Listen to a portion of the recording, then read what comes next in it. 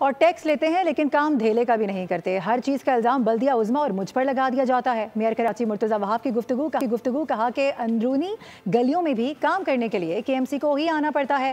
गैर कानूनी हाइड्रेंट्स पर कार्रवाई होगी। मुलव्विस अफराद को मुअत्तल नहीं करूँगा बल्कि फारिग कर दूंगा। बातें करने का तासुब कार्ड खेलने से मसाइल हल नहीं होते।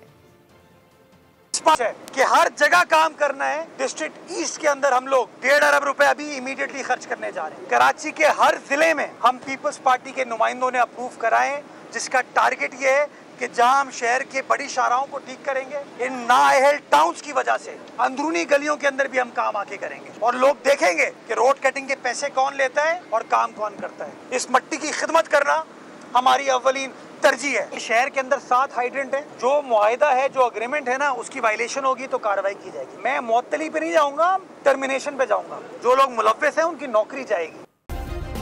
सब्सक्राइब करें और बेल दबाएं ताकि कोई खबर रह न जाए।